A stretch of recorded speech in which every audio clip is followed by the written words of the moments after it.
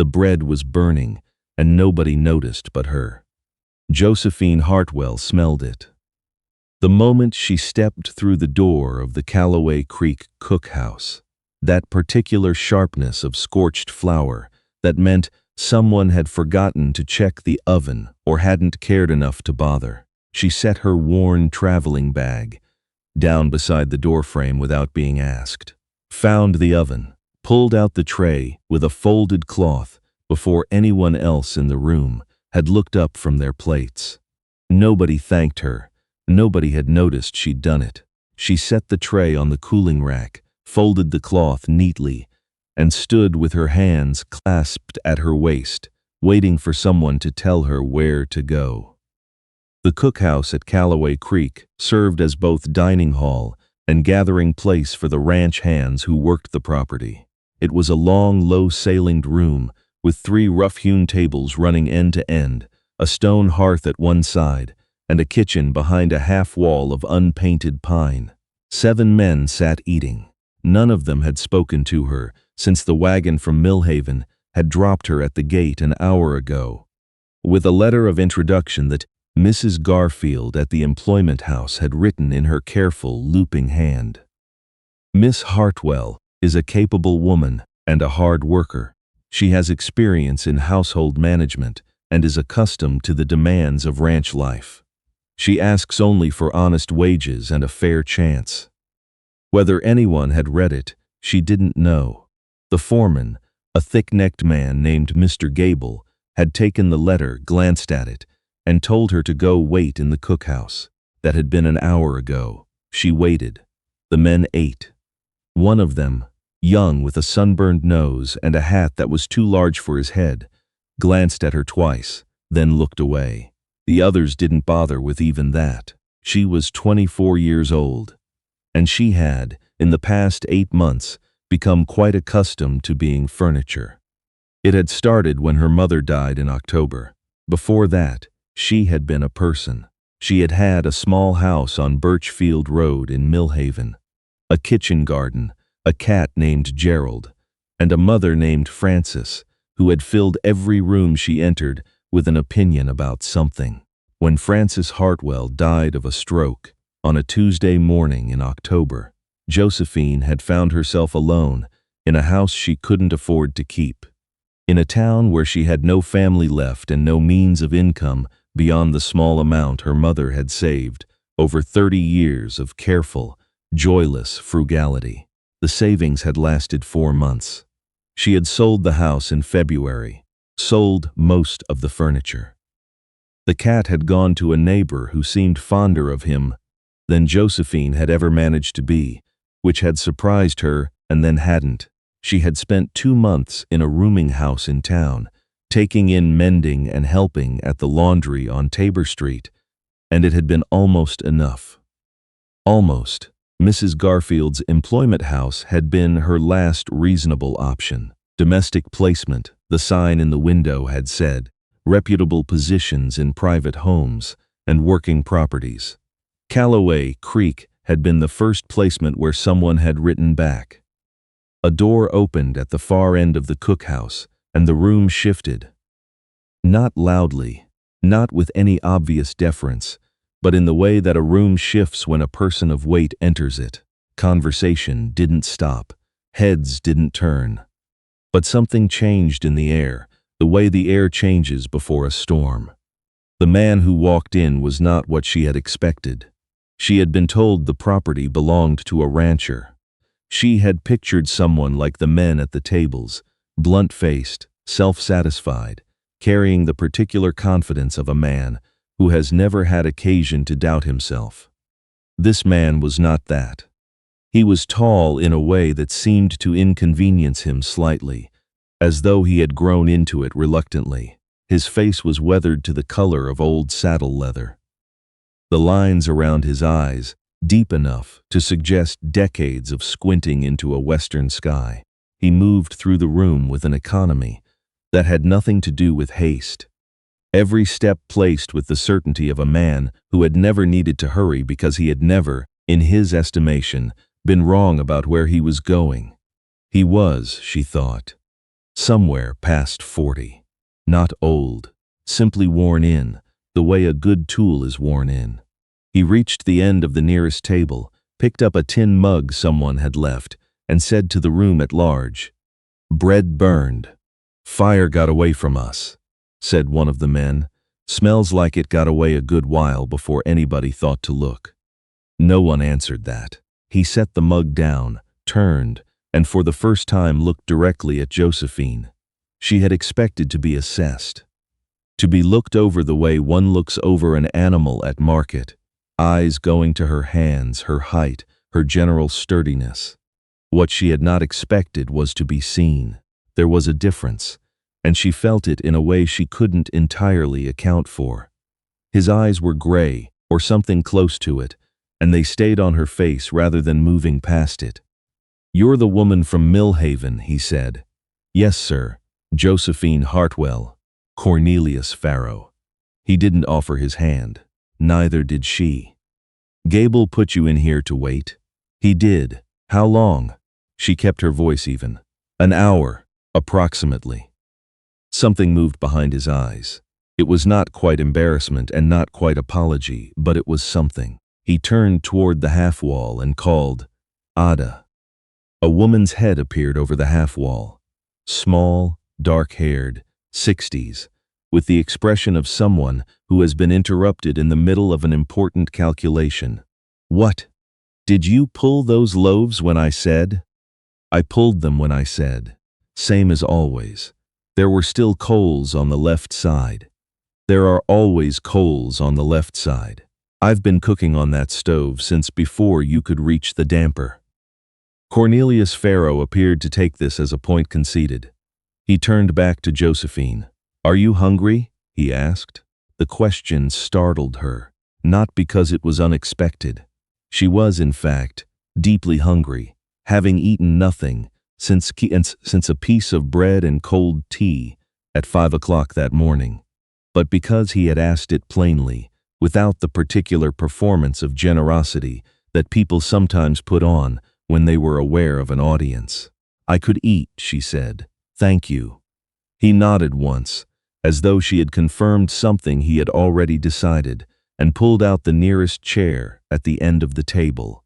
It was a deliberate gesture. Not gallant exactly, there was nothing theatrical about it, but considered. She sat. He did not. Ada appeared from behind the half-wall with a plate, set it in front of Josephine without ceremony, and returned to the kitchen. The plate held salt pork, boiled potatoes, and a thick wedge of the bread that had survived the oven still warm. She ate. She was careful not to eat quickly, though every instinct she had argued otherwise. Cornelius Farrow stood a short distance away, his arms crossed, watching the room with the absent attention of a man doing several things in his head at once. He did not appear to be watching her, specifically, and yet when one of the younger hands at the far table leaned over to say something to his neighbor, and they both laughed, glancing in her direction. Farrow turned his head a precise 30 degrees and looked at them with an expression that contained no particular emotion and required no words. The laughing stopped. She noticed this. She said nothing about it. The position, as it turned out, was for a house manager, not a housekeeper in the traditional sense. Calloway Creek was not that kind of property, with silver to polish and a formal dining room to maintain. But someone to oversee the domestic running of the main house, manage the supplies from Millhaven, oversee Ada's kitchen schedule, and handle the correspondence that Farrow himself seemed to find either impossible or beneath him. The previous woman, a Mrs. Haverstock, had left in March to go back east to a sick sister and had not returned. She had left in something of a hurry, from the look of things. The storeroom was in no particular order. The supply ledger had not been updated since January. Several letters sat on the hall table, still sealed. Josephine spent her first 3 days making lists. It was what she did when she was uncertain of her situation, made lists, organized information into a shape she could work with. Her mother had called it an excess of caution. Josephine had always thought it was simply a preference for knowing where she stood before she moved. She did not see Cornelius Farrow for most of those 3 days. He was out before first light and back after dark, and when he came in for the evening, he went directly to the small room off the kitchen that served as his office, where a lamp burned until late. She learned from Ada, who volunteered information only obliquely and in her own time, that he had been running Calloway Creek alone since his brother had sold his half of the property and moved to Victoria 3 years ago. That the operation had gone from 22 hands to 14 in that time, that he had sold some of the north pasture and put the money into new stock, and that this was either a smart decision or a foolish one, depending on who you asked. "Who should I ask?" Josephine said. Ada considered this while stirring a pot of something. "Don't ask Gable. He'll tell you what he thinks Cornelius wants to hear." She tapped the spoon on the rim. "Ask the horses. They know which direction things are going." She found the correspondence first. 6 letters, ranging from February to late April. 2 were from a grain supplier in Millhaven. 1 was from a lawyer in Calgary. 1 was a past due notice from the equipment company in Lethbridge, which she set aside with a small contained alarm. 1 was from what appeared to be a neighbor, a Mr. Sinclair, asking about a shared fence line in language that was polite on the surface and not polite underneath, and 1 was addressed in a careful, uneven hand, the hand of someone who had learned to write as an adult, rather than as a child, each letter formed with a concentration that showed around the edges, from someone named Harlan Farrow. The return address was a logging camp outside Prince George. She set that one aside as well, unopened, with the rest of the personal correspondence. It was not her business. She wrote responses to the grain supplier and the equipment company, left the lawyers and the neighbors for Farrow himself, organized the remaining letters into a folder, and left them on the desk in his office one evening after he had gone out, with a brief summary note on top. The next morning she found a single line written below her note in that same careful, effortful hand. "Thank you. The Lethbridge bill is paid. CF." She stood looking at it for a moment. Then she added it to the folder with the others, closed it, and went back to the storeroom inventory. The thing about Calloway Creek that she had not anticipated was the quiet, not silence. The property was never silent, between the cattle and the hands, and Ada's particular brand of kitchen noise, which involved more clattering than seemed strictly necessary.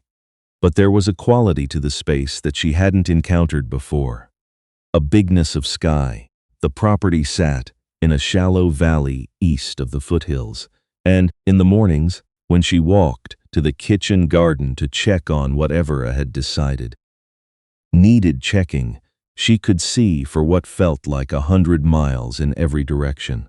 Pale grass, gray-green sage, and above it all that enormous Alberta sky, the kind that made you feel simultaneously very small and very precisely located on the earth. She had grown up in towns. Millhaven was not large, but it was sufficient. A main street, a church, neighbors within shouting distance. Out here, the nearest neighbor was Mr. Sinclair, 2 miles up the road, and she had not yet met him. She didn't mind it as much as she had expected to. The quiet had a texture to it. It felt like room. She was in the kitchen garden on a Thursday morning in the 4th week, kneeling in the dirt to check the state of the bean plants that had come in somewhat crooked, when she heard footsteps behind her and turned to find Cornelius Farrow, standing a few feet away with a cup of coffee in each hand. She stood, brushing dirt from her knees. He held out one of the cups. "Ada said you were out here," he said. "She said you'd been out here since before breakfast." The beans needed looking at. She took the cup. The coffee was strong, the way Ada made everything. "Thank you." He looked at the garden, at the beans, specifically. Something shifted in his expression, a slight tightening around the eyes that was not quite displeasure. "She planted those too close together," he said. "I think so. I've been trying to sort out which ones can be thinned without losing the row entirely." She hesitated. "I can transplant some of them to the back border if that wouldn't be in the way of anything." He looked at her then, not the sideways, incidental glances she had grown accustomed to over the past weeks. Brief, habitual, the way one keeps an eye on something in one's peripheral vision. But directly, with that quality she had noticed the first day and not been able to name since. "Do what you think is best," he said. It was a small thing. 4 words. She was aware that it was a small thing, and yet she stayed in the garden another hour after he walked back to the barn, turning it over in her mind with the same careful attention she might have given to a letter in an unfamiliar hand. She learned his rhythms the way you learn any landscape. Not by being told, but by paying attention long enough for the patterns to emerge. He rose before 4.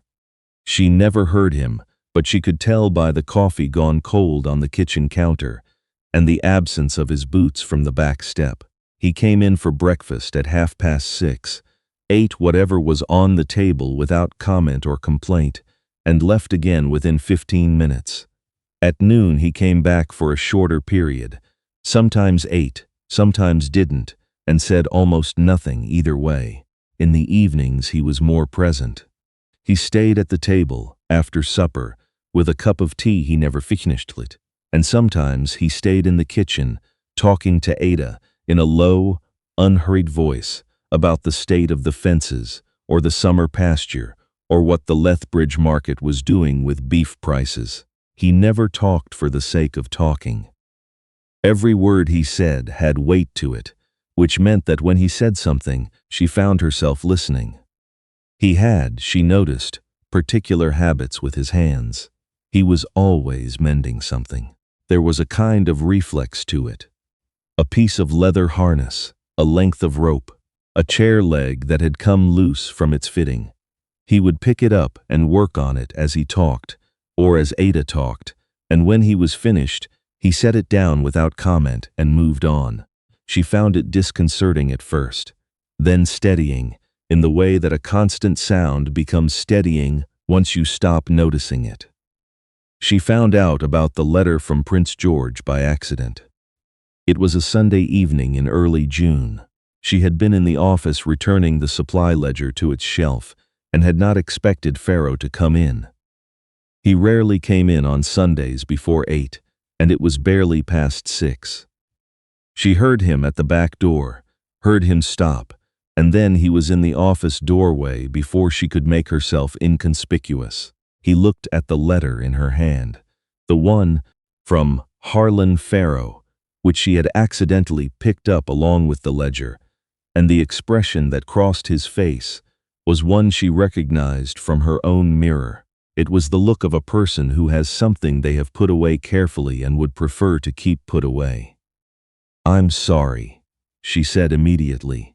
"I didn't mean to. It was under the ledger. I haven't opened it." "I know you didn't open it." His voice was even. She set the letter on the desk and moved to pass him in the doorway. He didn't move out of her way, not deliberately. He simply took up a certain amount of space and seemed unaware of it. "It's from my brother," he said. She stopped. "He writes a few times a year. I don't write back." He said it the way someone might state a fact about the weather.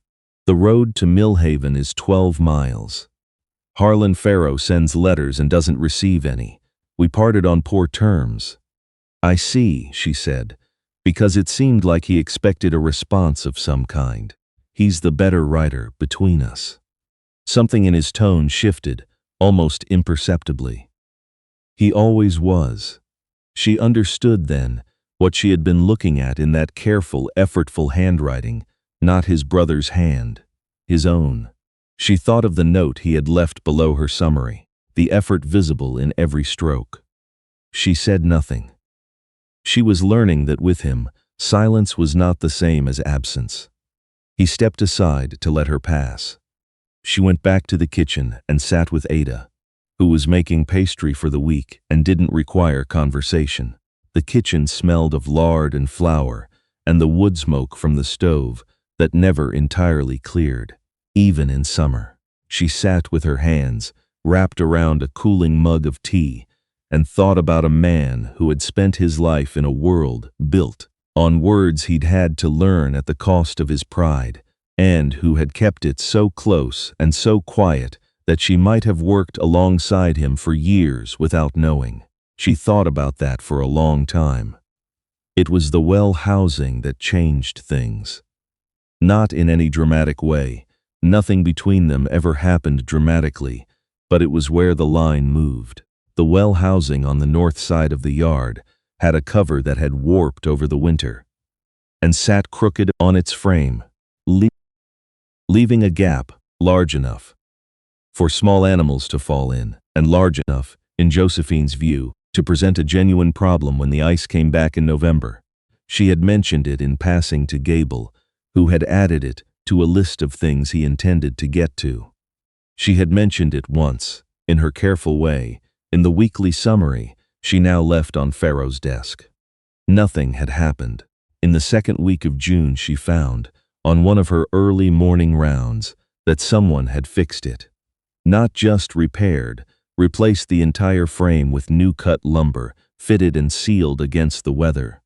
She crouched and ran her hand along the join. It was good work, better than good. She mentioned it that evening at supper. "The well housing," she said. "It's been fixed." Pharaoh looked up from his plate. "The cover was warped," she said. "Someone replaced the whole frame." He looked down again. It needed doing. She had learned by that point the precise weight of understatement as a form of communication. She understood what he had not said. That he had read her summary note. That he had gone out there before anyone was awake. That he had cut and fitted new lumber alone because it was easier than explaining why he had done it himself, rather than delegating to someone who would have done it half as well. "It's good work," she said. He said nothing. But later, when she was washing up, she turned around and found that someone had moved the heavy stock pot she'd been struggling to lift back to its low shelf where it belonged, rather than the high shelf where Ada kept insisting it went. She stood looking at the low shelf for a moment. She thought, oh. Summer on the property was a different country from spring. The light lasted until past 9, and in those long evenings, the pace of the property slowed in a way that had nothing to do with laziness, simply the rhythm of a place knew its own seasons. The hands played cards on the cookhouse steps. Ada sat on the back porch with her mending. The cattle moved in the lower pasture like slow, contented thoughts. Josephine had taken to walking the fence line of the kitchen garden in the evenings, more for the air than for any practical reason. The beans had been transplanted and were doing considerably better. The tomatoes, which Ada had declared a foolish venture in this climate, were proving Ada partially wrong, which seemed to please Ada in a complicated way. She was in the garden on an evening, in mid-July, when she heard the screen door and looked up to find Pharaoh crossing the yard toward her. He was carrying nothing. He walked with his usual economy, his hands in his pockets, and when he reached the fence, he stopped on his side of it and looked at the tomatoes. "Ada says she was wrong about those," he said. "She says she was partially wrong. She's maintaining that the ones on the west side won't make it. She's probably right about the west side. I think so too." Josephine straightened and pushed her hair back from her face. The evening light was the particular warm gold of late July in Alberta, and it lay across the garden and across the fence line and across the angles of his face in a way that made everything look a little more itself. "Did you need something, Mr. Pharaoh?" "No." He didn't elaborate. He stood looking at the garden for a moment, and then he said, How are you finding it? The property. It wasn't quite a question, more like a topic placed on the table. I'm finding it well, she said. Then, because he was someone who meant what he said and seemed to prefer the same in return, better than I expected to, I didn't know I would like the quiet. Most people don't. Most people haven't lived in a house on Birchfield Road with Frances Hartwell. She said it before she'd quite decided to, and felt the faint surprise of her own candor. She had opinions about everything, loudly. Something happened at the corner of his mouth. It was not quite a smile. It was the preparatory motion for a smile, and it stayed there without completing itself, which she found oddly affecting. My brother talks a great deal, he said. Always did. She waited. I used to think it was a deficit, he said. Mine, not his, the not talking. He said it without apology or self-pity, simply as a fact that he had spent some time examining. Turns out it's just a different language. It is, she said. He looked at her. The light was in his eyes, making them less gray and more the color of river water where it runs over stone. Josephine, he said. It was the first time he had used her name. Just the one word. She stayed still. Yes, I'd like you to stay on. He said it plainly. Not with the businesslike briskness of an employer extending a contract, but with the careful deliberateness of a man saying the right thing badly because he has no other way to say it. Past the summer, if you're willing. She thought about the house on Birchfield Road, which was someone else's now, the rooming house, the cat that had belonged to the neighbor more than to her. She thought about the beans, growing crooked, and the well cover, new fitted against the winter. I'm willing, she said. He nodded once. As though she had confirmed what he had decided, he stayed at the fence for a while longer, and they talked about the West Side tomatoes, and whether the property needed a second rain barrel, and what Gable had said about the summer pasture. They talked the way people talk when they are actually talking about something else. Which is to say, they talked carefully and listened even more carefully, and the sun went down behind the foothills while they were doing it, and neither of them mentioned it. She wrote to Mrs. Garfield in August, a brief letter.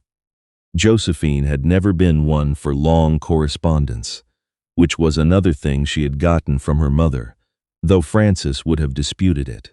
I have found a satisfactory position, she wrote. The work suits me, and the people are decent. I expect to stay. She sealed the letter, addressed it, and set it in the outgoing post basket on the hall table.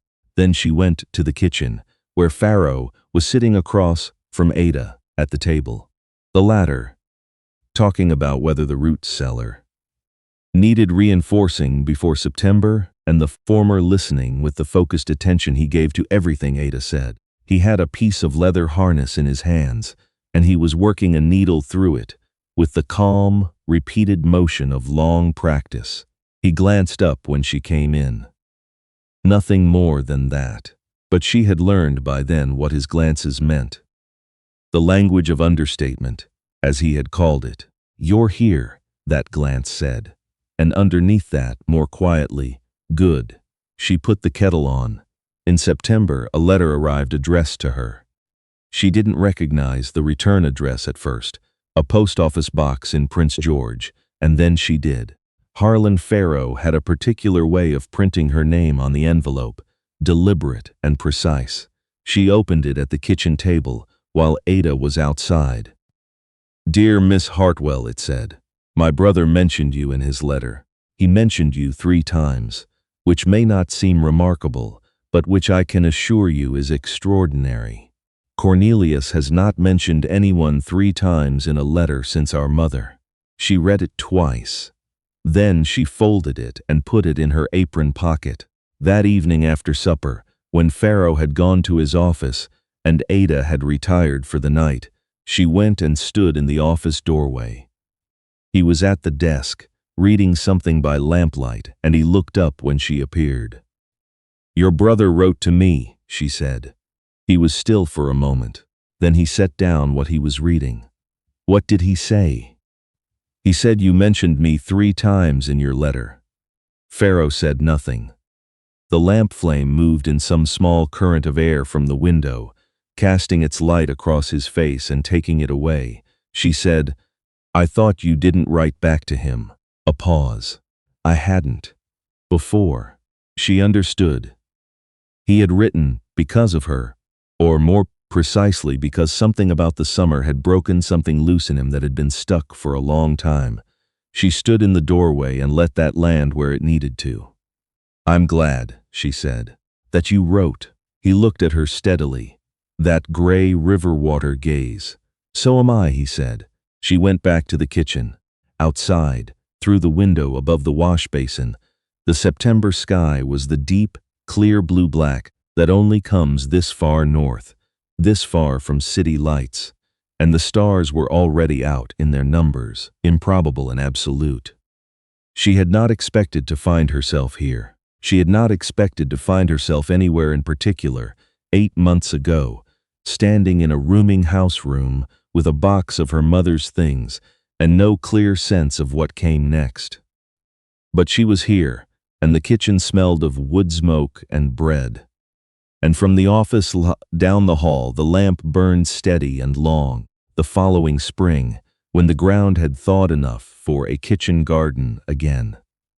Josephine Hartwell laid out a new bed on the south side of the yard where the light was better. Cornelius Pharaoh built the frame for it on a Saturday morning without being asked, measuring twice and saying almost nothing.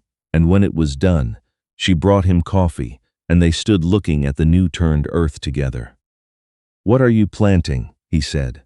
Beans, tomatoes, dill for Ada, because she'll complain if I don't, she considered. Something new on the far end. I haven't decided what yet. He looked at the empty bed. Then he said, in the way he said important things, whatever you think is best. She planted sweet peas that year, along the south fence, because her mother had grown them on Birchfield Road, and they were almost impossible in this climate. And she had decided she liked doing things people said couldn't be done. They came up in June. Every last one of them.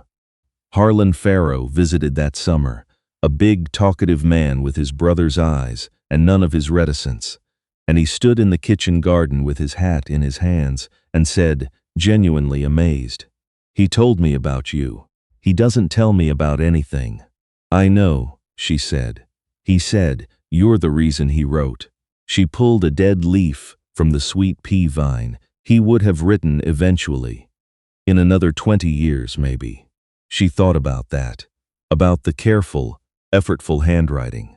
The note below her summary. Thank you. The Lethbridge bill is paid. The lamp burning late in the office on a September night. Everyone finds their way, she said, in their own time. Harlan Pharaoh looked at her for a moment with his brother's eyes, and then he looked away, out over the fence line toward the foothills, and he didn't say anything more. Behind them, through the kitchen window, she could hear Ada arguing with Cornelius about the proper height for hanging the new pot rack. Ada insisting it should be higher. Cornelius saying nothing in the particular way. That meant he had already decided it would stay where it was. The ordinary sounds of an ordinary afternoon. The sounds of a place that had become, without her entirely noticing when, her own. The sweet peas moved in the long summer wind, and the sky above the foothills was that wide, unreasonable Alberta blue.